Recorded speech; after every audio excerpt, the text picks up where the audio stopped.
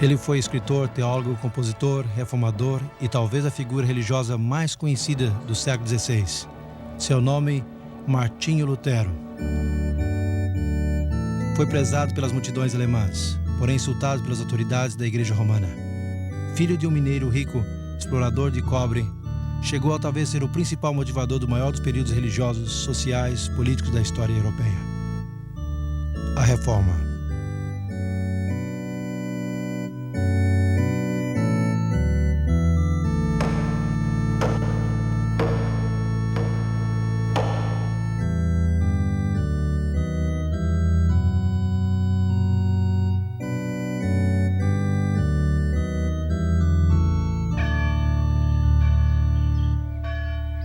É provável que os europeus que viviam no começo do século XVI tinham pouca noção das mudanças que estavam por arrebatar os conceitos da vida medieval.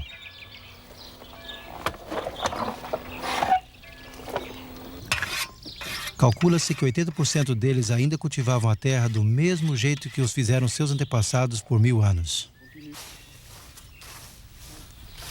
Contudo, os sinais denotavam que uma mudança era iminente. A invenção da imprensa por Johann Gutenberg, a elaboração do papel e o espírito geral de investigação que a Renascença fomentou.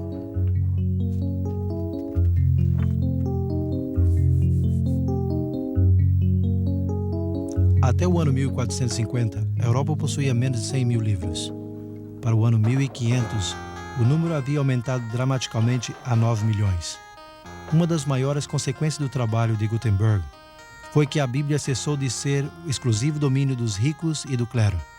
Nas mãos do povo comum, as Escrituras fariam desaparecer a escuridão que envolvia a Europa.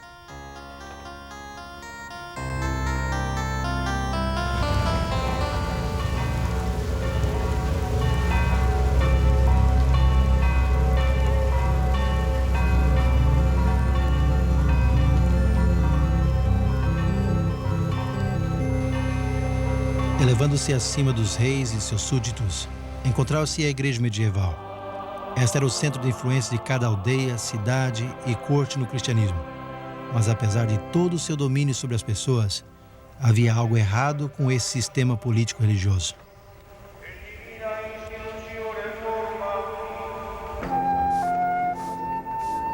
A Europa estava cheia de gente pobremente educada, de sacerdotes e monges indolentes e amantes de prazeres, que se interessavam mais nos benefícios pessoais do sacerdócio e no poder que eles lhes conferia do que no mesmo bem-estar espiritual daqueles a quem deveriam servir.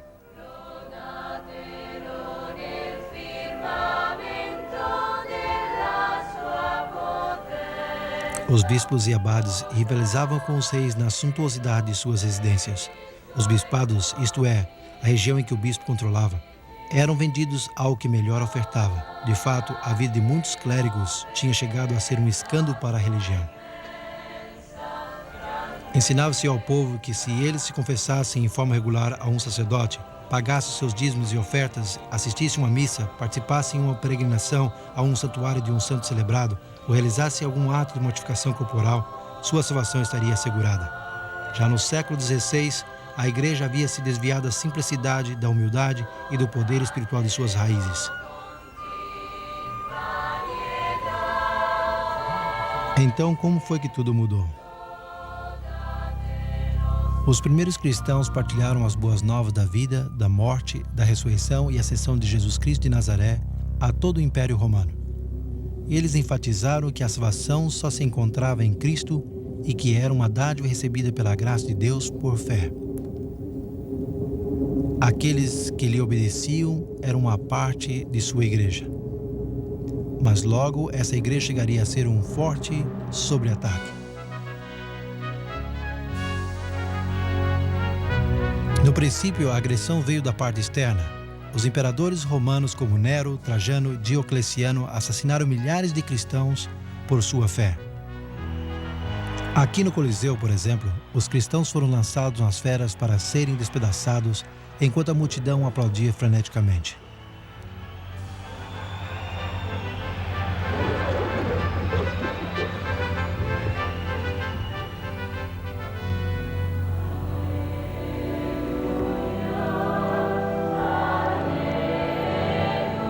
mas a ameaça maior veio de dentro. No livro dos Atos, encontramos o apóstolo Paulo advertindo aos bispos e anciãos que dentre eles sairiam homens que falsificariam a verdade para conseguir adeptos. Na segunda carta aos Tessalonicenses, ele também alertou a igreja da futura rebelião interna que revelaria o que ele chamou o homem do pecado, que se oporia e se exaltaria sobre tudo o que se chama Deus ou se adora.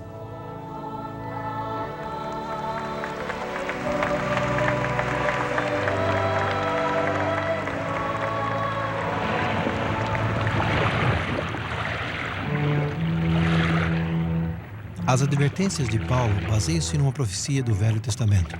Séculos antes, o profeta Daniel, no 7º capítulo de seu livro, descreveu a ascensão de 4 impérios mundiais simbolizados por 4 bestas que saíram do mar.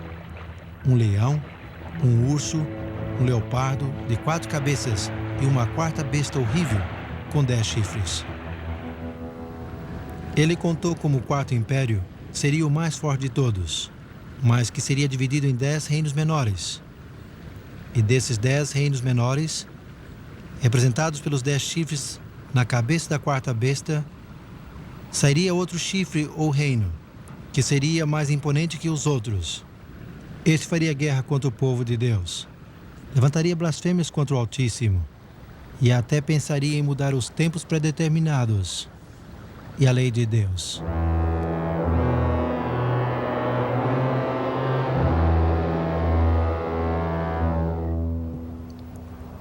O comentário sistemático mais antigo sobre o livro de Daniel foi escrito por Hipólito, um brilhante erudito do 3º século. Ele foi um dentre os que identificaram a Roma como o 4º grande império da profecia de Daniel. Hipólito predisse que a queda de Roma seria o próximo grande evento mundial, seguido pela aparição do Anticristo. Desde o 2º século, encontramos os cristãos orando pela continuidade do Império Romano, para que se adiasse a aparição do temido Anticristo. Cumprindo a predição, esse poder surgiu dentro do Império Romano. Dentre os bispos que haveriam sido nomeados líderes da igreja em diferentes regiões, o bispo de Roma gradualmente assumiu o papel principal. O pastor de Roma, a rainha das cidades, chegou a ser o rei dos bispos.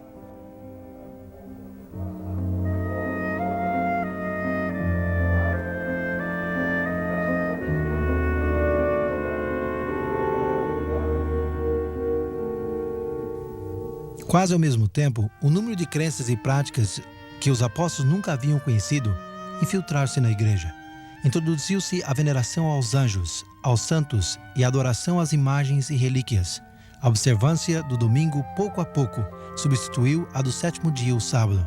A doutrina do purgatório foi estabelecida e as orações eram dirigidas a Maria e aos santos.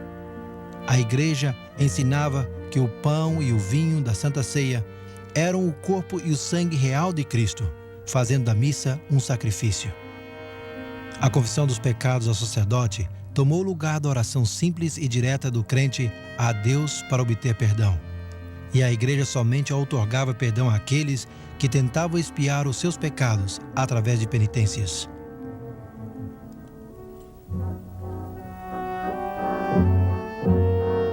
Por doações e serviços prestados à igreja, ou como recompensa por boas dádivas, o Papa e seus bispos proviam o que eles chamavam indulgências.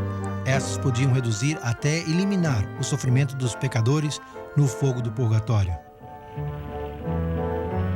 Negando a grande verdade bíblica de salvação pela fé, a Igreja distribuiu os méritos de Cristo, da Virgem Maria e dos santos, oferecendo garantias escritas que eximiam das dores do purgatório. Também se podia comprar de um bispo a absolvição de anos de castigo no purgatório, quando se reparava uma igreja, se construía uma ponte, ou cercava um bosque, tanto como recitando certo número de preces, ou fazendo peregrinações para ver as relíquias dos santos.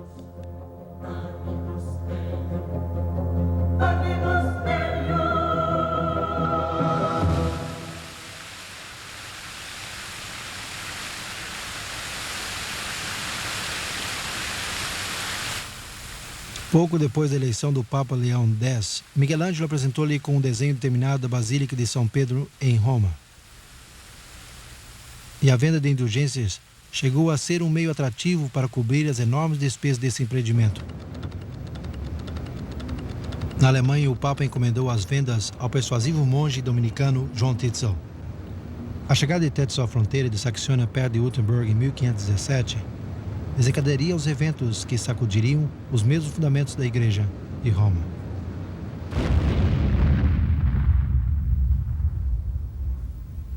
Certamente que a Igreja no século XVI havia se afastado da verdadeira fé e necessitava desesperadamente uma reforma.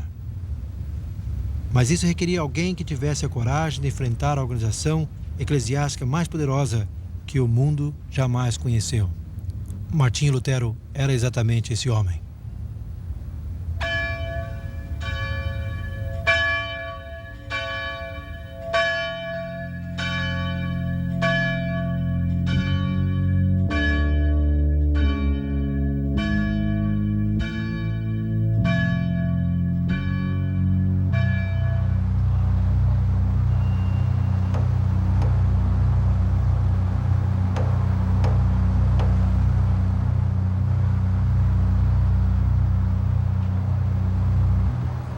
Foi na véspera do Dia dos Santos, no dia 31 de outubro de 1517, que Martinho Lutero decidiu cravar as suas 99 teses na porta da igreja de Wittenberg. A sua decisão não poderia ter sido melhor, porque no dia seguinte os peregrinos se congregariam na igreja para ver a extensa coleção de relíquias sagradas que pertenciam a Frederico o Sábio, reitor de Saxônia. Em exposição, havia um fragmento de madeira, supostamente da Arca de Noé, um pouco de fuligem do ardente forno de Babilônia, um pedaço de madeira da manjedoura de Jesus, alguns pães da última ceia, um galinho da sarça ardente de Moisés e mais 19.000 ossos santos.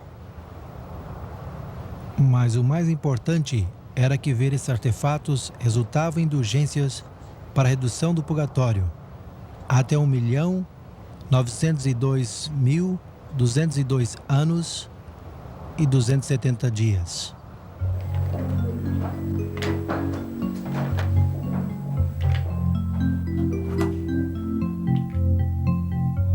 Apesar de que Lutero talvez só intentava usar as suas teses para debates acadêmicos, ele não pensou na facilidade do prelo de Gutenberg.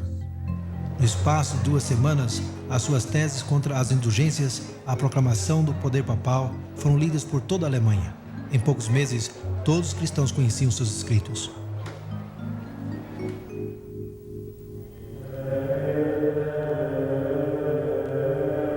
Para Lutero, só a ideia das indulgências era repugnante, pois sendo ainda um monge inexperiente, ele havia chegado a um esgotamento mental e físico, pelo seu ardente esforço para alcançar o perdão dos seus pecados. Se alguma vez um monge pudesse chegar ao céu pela vida monástica, seria eu. Mas ao ler o Novo Testamento, ele descobriu algo surpreendente. Foi descobrir que o perdão dos pecados é uma dádiva de Deus, e não algo que se compra ou se ganha. O reconhecimento dessa exultante verdade da salvação pela fé chegou a ser a pedra angular da Reforma. E fez com que Lutero reconhecesse que o clero nunca poderia ser o mediador entre Deus e seu povo, como a igreja ensinava e praticava.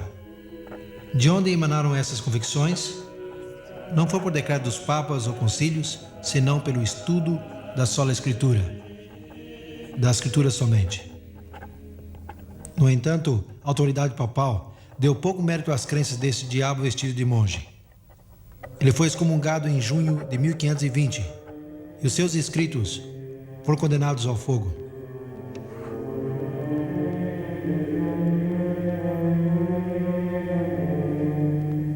Foi nesse tempo que Lutero concentrou os seus estudos das Escrituras nas profecias de Jesus, Daniel, Paulo e João.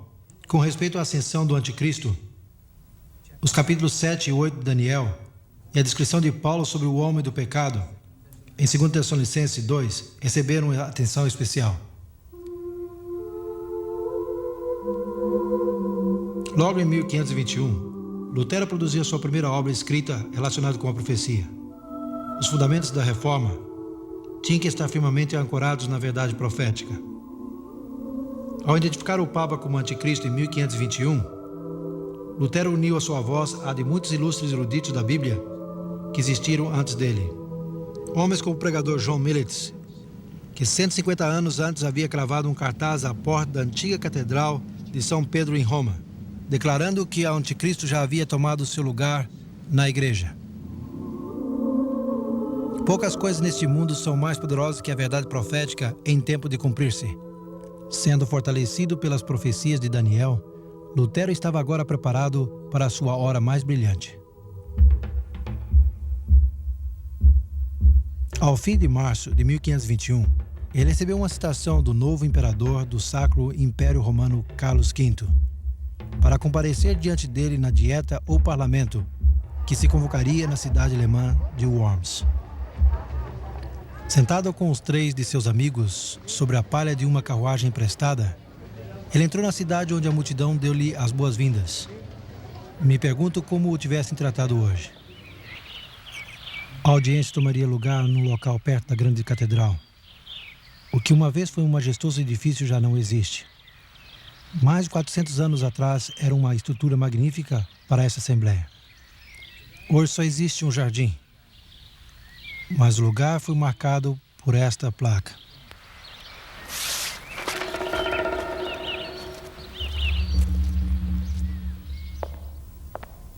Nunca antes, em nenhuma época, um humilde monge havia comparecido em frente de tantos reis, príncipes, nobres, deputados, embaixadores, barões, senhores do reino, bispos e prelados da igreja. Lutero não tinha nada mais que a sua fé em Cristo e as Escrituras. Quando lhe pediram que desdissesse dos seus escritos, ele pronunciou as palavras que sacudiram o mundo. A menos que as Escrituras e o meu raciocínio me convençam, eu não aceito a autoridade dos papas e dos concílios, porque eles se contradizem. A palavra de Deus cativou a minha consciência. Eu não posso, nem quero retratar-me em nada, porque ir em contra da consciência não é correto, nem prudente. Mantenha a minha palavra, não posso mudar. Ajuda-me, Deus. Amém.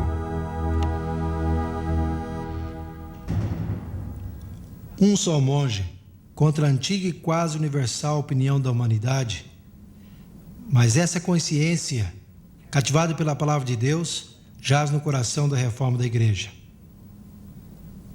É notável que na dieta de Worms, Lutero não foi acusado de ensinar uma nova heresia, senão de apoiar a opinião de outros que vieram antes dele. Dentre eles estava o estudante inglês John Wycliffe, que foi chamado a estrela da manhã da reforma.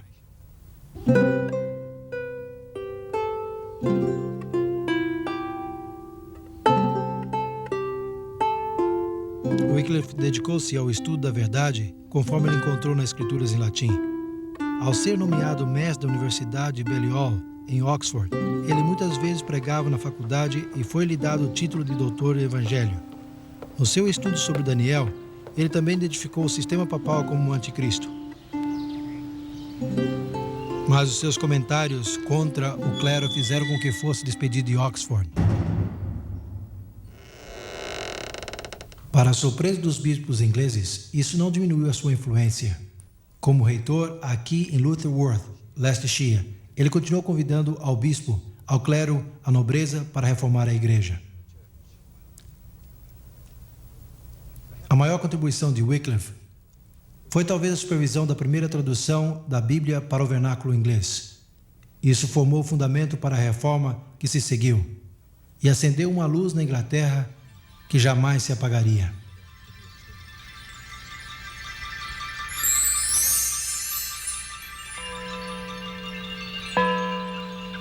Wycliffe faleceu em dezembro de 1384, ao sofrer um ataque enquanto dirigia uma santa ceia aqui em sua igreja. Seus ossos foram exonerados e queimados uns 40 anos mais tarde, por ordem do Conselho de Constância.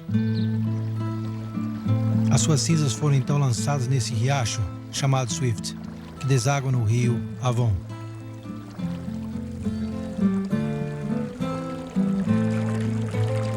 Rio Avon ao Sevna, o Sevna até o mar, assim como a obra de Wycliffe, como as águas se estenderá.